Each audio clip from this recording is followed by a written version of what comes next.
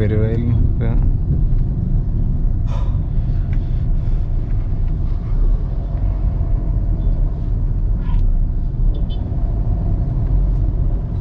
പെരുവയൽ പെരുവയൽ എന്നുള്ള പേരെങ്ങനെയൊക്കെ വന്നിട്ടുണ്ടോ? പെരിയ വയൽ അല്ലേ? കുറെ വയലുകളില്ല ഇവിടെ ഇപ്പോഴും ഉണ്ട്. മുമ്പത്തെ കാലത്ത് ചിലപ്പോ അല്ലേ അങ്ങനത്തെ ഒരു നാടായിരുന്നിരിക്കാം. എന്റെ പേരിലായിരിക്കും പെരും വയൽ.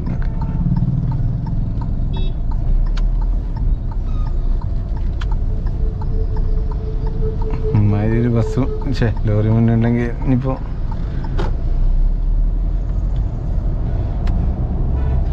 നമ്മളെ വീഡിയോനെ മതിക്ക്.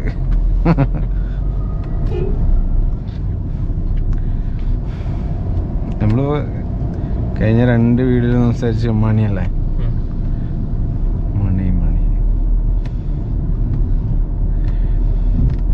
ശരിക്കും ഇങ്ങനെ ഒരു പോഡ്കാസ്റ്റ് ഞാൻ അങ്ങനെ കാറിന്ന് ജസ്റ്റ് കാഷ്വൽ ടാക്സ് ഒക്കെ വിചാരിച്ചു. പിന്നെ അങ്ങനെ കഴിച്ച് അതായത് എന്തെങ്കിലും ഒരു പ്രൊഡക്റ്റീവായിട്ട് ചെയ്യുകയാണെങ്കിലേ, ചെയ്യണ ഒരു ടോപ്പിക്ക് പ്രൊഡക്റ്റീവായിട്ട് നല്ല രീതിയിൽ ചെയ്യുകയാണെങ്കിൽ അതല്ലേ നന്നാവും ചെയ്യും. കാഷ്വൽ ടാക്സ് വേറെ ചെയ്യാം. അപ്പോൾ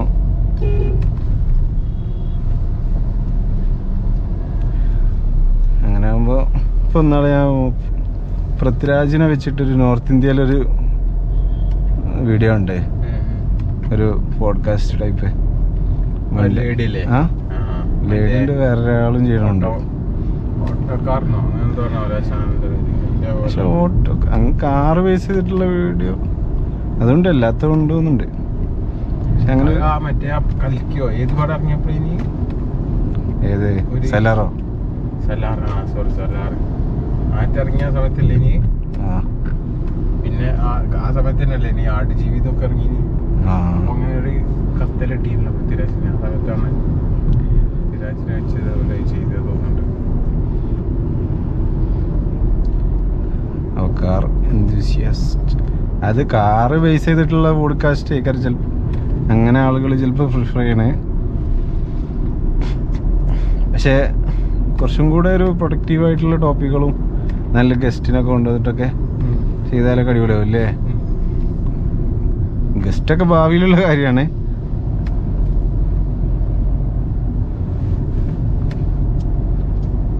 പക്ഷെ ഒരു ഇപ്പം നമ്മളിപ്പോൾ ഒരു കാര്യത്തിൽ റിസ്ക് എടുക്കുമ്പോഴേ നമുക്കൂടി ബെനിഫിറ്റ് ആവുമ്പോൾ അതിൽ നിന്ന് വേറെ തന്നെ കിട്ടല്ലേ?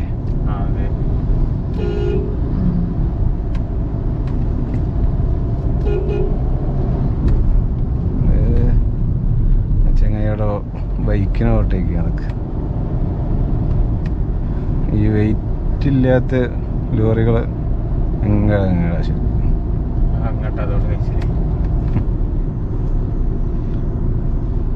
വെയിറ്റ് ഉണ്ടെങ്കിലോ എങ്ങനെയെങ്കിലുമൊക്കെ സൈഡാക്കി തരും. കാരണം അവർക്ക് വല്ലല്ലോ പോയുള്ളൂ.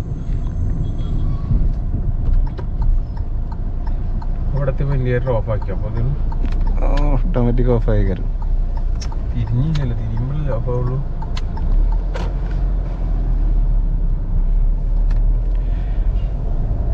അപ്പൊ ഇന്നൊരു കാഷ്വൽ ടോക്കായിട്ട് ഇങ്ങനെ നമുക്ക് വായനനെ കുറിച്ചിട്ട് ഇങ്ങനെ സംസാരിച്ചാലോന്ന്.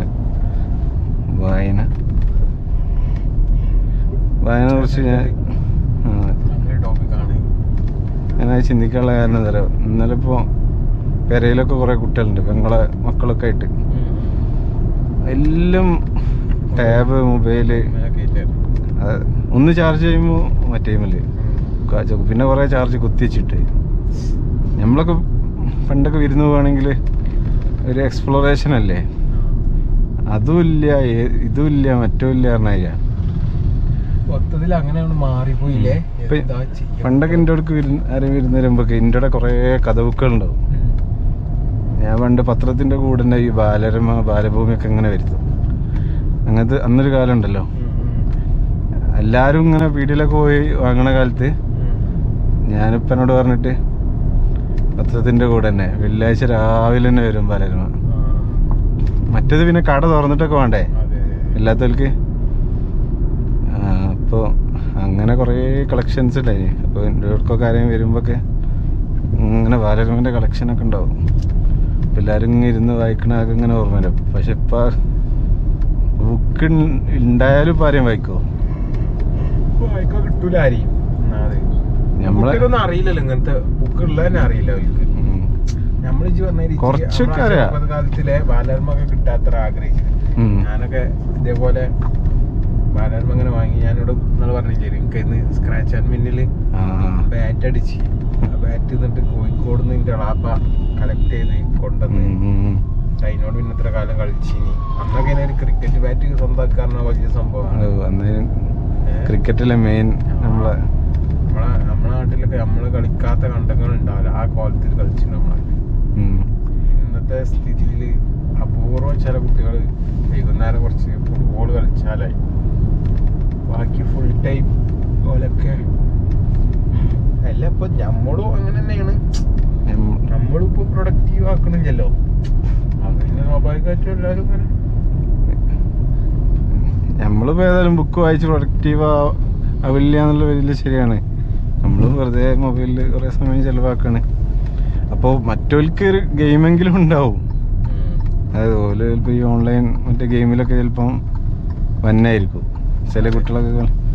ഓല് അതിലേക്കാരും മാക്സിമം എക്സ്പ്ലോർ ചെയ്യണേ.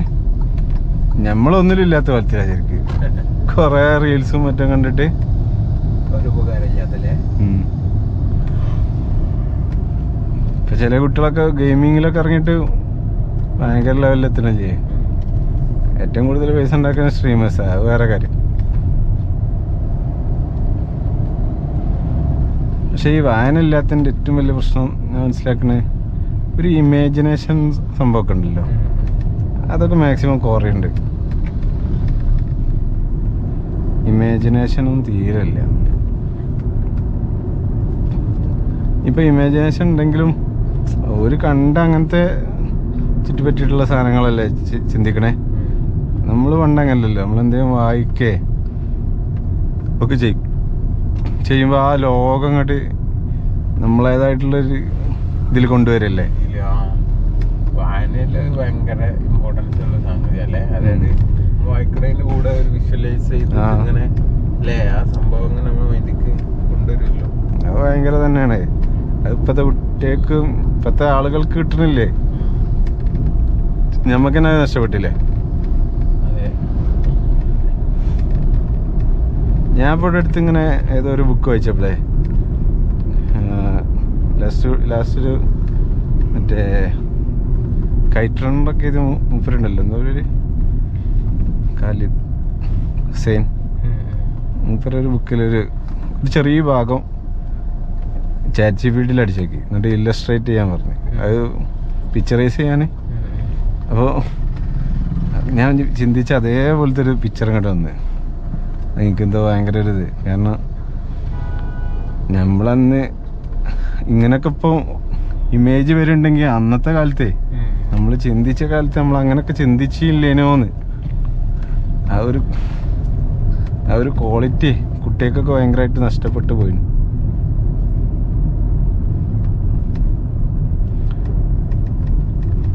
പിന്നെ ബുക്ക് വായിച്ചാലുള്ള വേറൊരു കാര്യം ഞാൻ കണ്ടേ. ഒരാള് ഇപ്പോൾ 70 കൊല്ലം ജീവിച്ച ഒരാളെ അത്രയും എക്സ്പീരിയൻസ് ഒരാൾക്ക് കിട്ടണമെങ്കിൽ 70 കൊല്ലം ജീവിക്കാനാവണ്ടേ. പക്ഷെ അയാളെ ആത്മകഥ അല്ലെങ്കിൽ ബയോഗ്രഫി വായിച്ചാൽ നമുക്ക് ഒരാഴ്ച 2 ആഴ്ച കൊണ്ടാണ് കിട്ടണത്. പല പഠനങ്ങൾ തോൽവികളും എന്തൊക്കെയോ പാഠങ്ങളായി കിട്ടല്ലേ. ആ ഒരു സ്കോപ്പൊന്നും ആരും ഉപയോഗിക്കില്ല. പിന്നെ അതിന് പോരാത്തതിന് വായന ഔട്ട് ഓഫ് ഫാഷനാണ്. മറ്റേ അങ്ങനെ പറയില്ലേ കുറേ എണ്ണം യാത്രകളാണ് ചെയ്യേണ്ടത്. ബുക്ക് വായിച്ചിട്ടെത്ത കാര്യം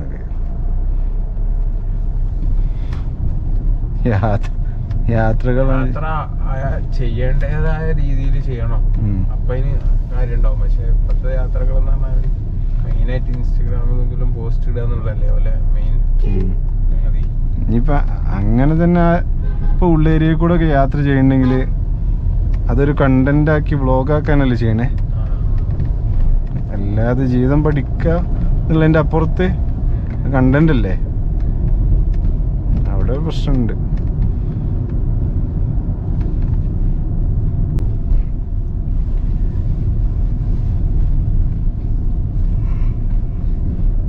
ഞാൻ നാളിപ്പോൾ ഒരു വീട്ടിൽ പോയപ്പോഴേ ഒരു വയസ്സായ ആളാണ്. കുറച്ച് മുന്നേ കേട്ടോ. ചിലപ്പോൾ മരിച്ചിട്ടുണ്ടാവുമല്ലോ. നല്ല പ്രായമുണ്ട്, കുറേ മുന്നേ.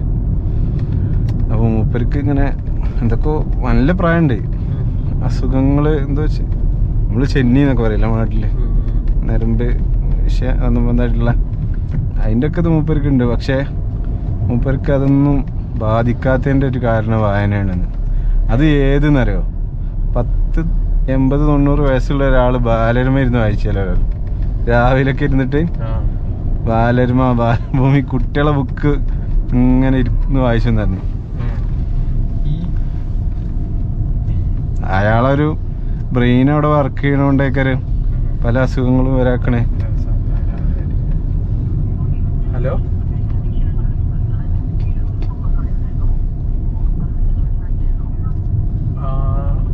കണക്റ്റ് ആയിരുന്നു.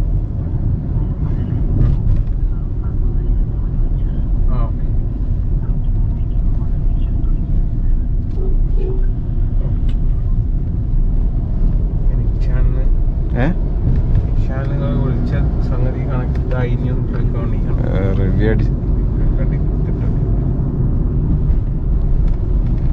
അപ്പൊ ഈ നേരത്തെ പറഞ്ഞ ആളെ, അതായത് പഴയ ബുക്കുകൾ അയാൾ വായിച്ചെന്ന് പറയില്ലേ, ചിലപ്പം നമ്മൾ പറയില്ലേ 60 വയസ്സായാല് 6 വയസ്സിന്റെ കുട്ടികളെ മാതിരി ആവും എന്നുള്ളത്.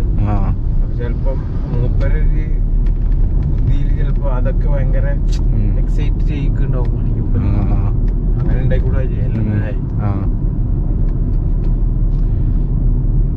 ശരിക്ക് ഒരു കുട്ടികളെ മനസ്സ് പോലെ ആയിട്ട് ഒരു എക്സ്പ്ലോറേഷൻ ആയിരിക്കും മൂപ്പര്. അല്ല, നമ്മളെ നാട്ടിലൊക്കെ ഏറ്റവും വലിയ വിഷയം നമ്മളെ നാട്ടില് ഇതല്ലേ ശരിക്ക്. അതിൻ്റെ അതായത് കുറച്ച് പ്രായം കഴിഞ്ഞാൽ പിന്നെ പിച്ചും പേയും പറയണേ, അത് ബ്രെയിൻ അവിടെ ശരിക്കും വർക്ക് ചെയ്യുന്നുണ്ടെങ്കിൽ ആ പ്രശ്നം വരുന്നില്ലല്ലോ. വായനയിൽ കൂടെ തന്നെ അത് ഇല്ലാണ്ടാക്കാൻ കഴിയുള്ളൂ, അല്ലാതൊന്നും കഴിയില്ല. എല്ലാവരും നിർത്തിയെടുക്കുമ്പോൾ അപ്പുറത്ത് കൂടെ എടുത്ത് അങ്ങോട്ടാ.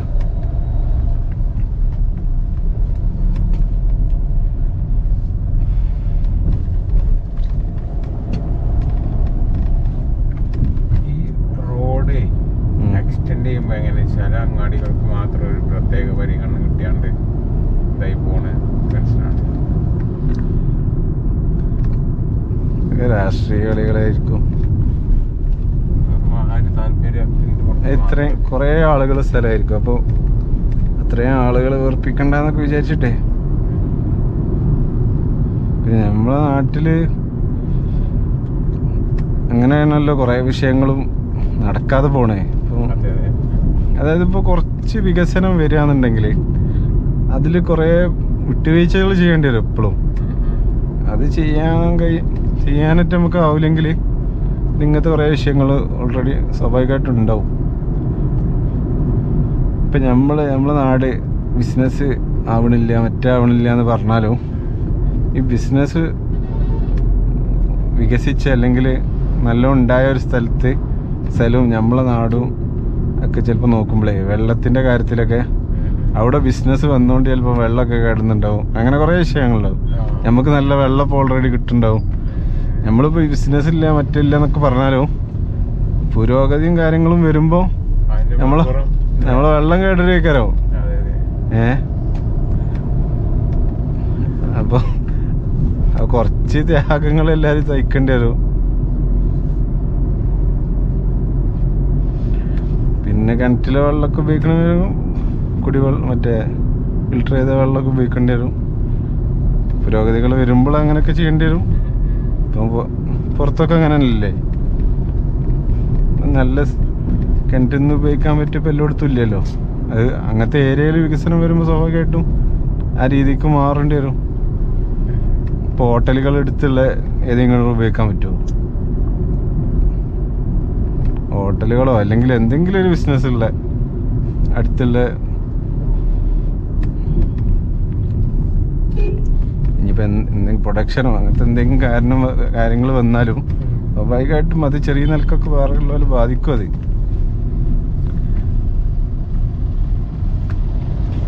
ആ ഒരു മറ്റേ ഉയർച്ച ഉണ്ടാകുമ്പോൾ താഴ്ച ഉണ്ടാവും. അല്ലേ? ആ അതായത് ഒരു ബെനിഫിറ്റ് വരുമ്പോ അതിന്റെ മറുസൈഡ് നോക്കുമ്പോ ചിലപ്പോ ഇപ്പം നമ്മളിപ്പോൾ ടൗണിലാണ് ജീവിക്കുന്നതെങ്കിൽ നമുക്ക് കുറേ ആക്സസിബിലിറ്റിയും കാര്യങ്ങളൊക്കെ ഉണ്ടാവും. പക്ഷേ ഒരു ഗുഡ് എയർ, ഗുഡ് നല്ല വാട്ടർ, ഇങ്ങനത്തെ കാര്യങ്ങളിലൊക്കെ സാക്രിഫൈസ് ചെയ്യേണ്ടി വരും. അതെ അപ്പോൾ വികസനങ്ങൾ വരുമ്പോൾ റൂം വിളിക്കേണ്ടി വരും. അങ്ങനെ സാക്രിഫൈസ് ചെയ്യാതൊന്നും നടക്കില്ല.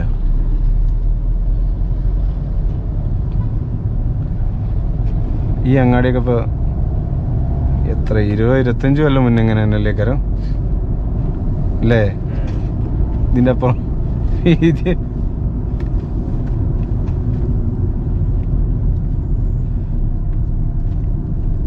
ഇനിയിപ്പോൾ നടക്കണ കാര്യമില്ല. അല്ല ഇവിടൊക്കെ അത്രയൊക്കെ മതിയെന്ന് വിചാരിക്കാം. പക്ഷെ ചില ഏരിയയിലൊക്കെ എപ്പോഴും വണ്ടി പാസ് ചെയ്യുന്ന സ്ഥലത്തൊക്കെ എപ്പോഴും അങ്ങനെ മാറാതെ ഇങ്ങനെ നിൽക്കല്ലേ. എത്ര സമയം പോകണ്ടേ നമ്മളിതൊക്കെ അങ്ങനെ ഒരു വൈക്ക് പോയി വന്നിട്ട്.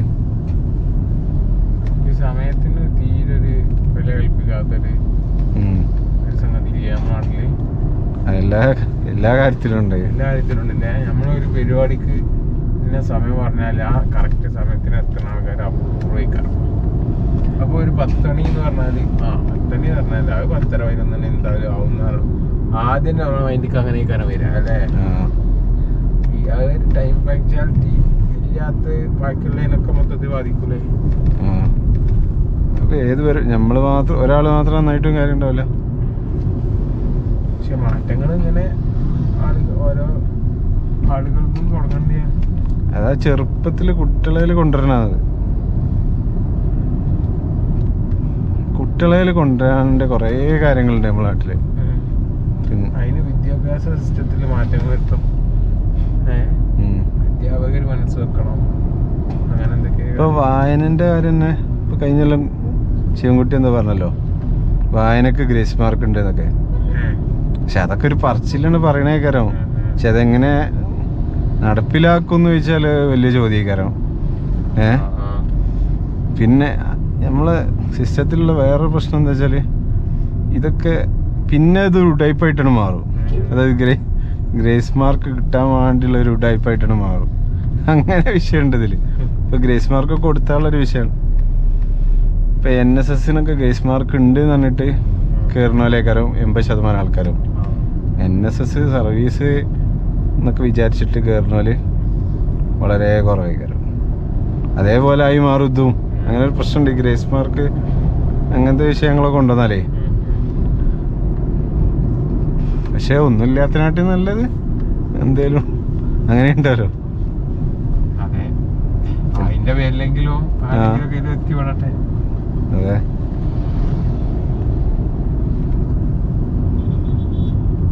ഇവർക്കിപ്പോൾ നമ്മൾ ഏത് കാര്യത്തിനും ചെയ്യുകയാണെങ്കിലും അതിൻ്റെ മേഖലയിൽ നമ്മൾ റിസർച്ചും വായനയും കാര്യങ്ങളും ചെയ്താലല്ലേ നമുക്ക് തന്നെ ഇമ്പ്രൂവ് ചെയ്യാൻ പറ്റുള്ളൂ. അല്ലാതെ ഇപ്പോൾ കുറേ കാര്യമില്ലല്ലോ.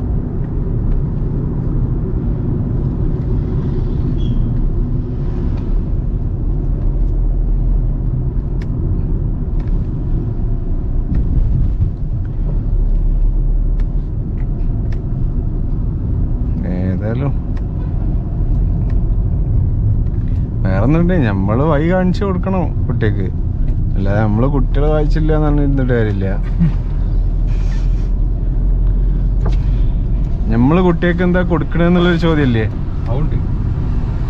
അതുപോലെ നമ്മള് ഇൻഫ്ലുവൻസ് ചെയ്യണ്ടോന്നുള്ളത്. ഇപ്പൊ നമ്മള് 2K കിഡ്സിനെ കുറ്റം പറയില്ലേ? 2K കിഡ്സിന് അങ്ങനെ കുറ്റം പറഞ്ഞുകൊണ്ട് എന്താ കാര്യം? ഓരിങ്ങനെ ഇപ്പോൾ കുറേ കൊലപാതകങ്ങൾ, ലഹരി ഇങ്ങനെയൊക്കെ ആയ എന്തുകൊണ്ടാന്നുള്ളൊരു ചോദ്യമുണ്ട്. അത് നമ്മളെ മേലിലേക്കാരും ചിലപ്പോൾ വലിയ കൊണ്ടുണ്ടേ. അങ്ങനെയൊന്നുമില്ലേ? നമ്മൾ കാണിച്ചു കൊടുത്ത വഴി ചിലപ്പോൾ അതല്ലാതെ പോന്നിട്ടാവാം. നമ്മൾ നല്ലൊരു വഴി കാണിച്ചു കൊടുക്കാനായിട്ടേക്കാരോ. അല്ല നമ്മൾ വെറും ഓല കുറ്റം പറഞ്ഞിട്ട് കാര്യമുണ്ടോ?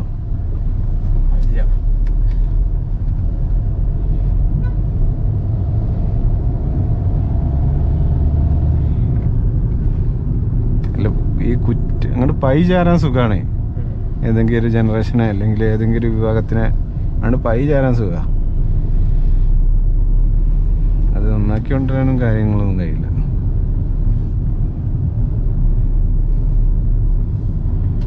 എന്തിനാ പോയാക്കാ കണ്ണട കണ്ണാടി കണ്ണട കണ്ണാടി കണ്ണട ഒക്കെ മാറില്ലേ പറയുമ്പോ നമ്മളെ കണ്ണൊക്കെ അടുപ്പിച്ചാനാണ്. അയാൾക്കറ്റ് വേറെ ഇല്ല.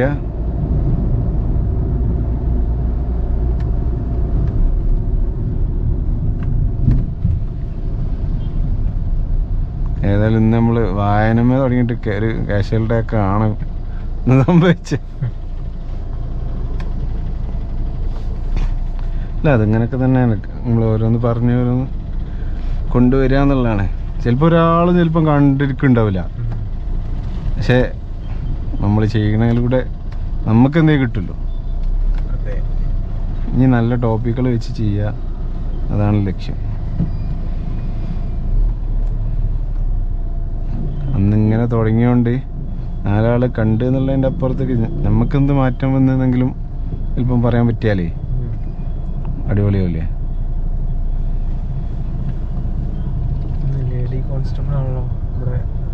കാണാത്തൊരാള് ഹലോ പുതുതായി ജോയിൻ ചെയ്ത ആളാണ് തോന്നുന്നത്.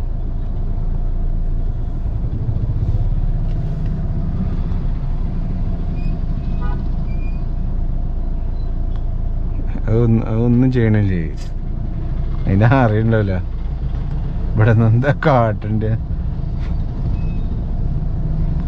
ഇപ്പം കൊറേ നേരായി ഇങ്ങനെ തിരികണേ ആ വണ്ടി വെച്ചോണ്ട്. പിന്നെ ഇപ്പം ഏതായാലും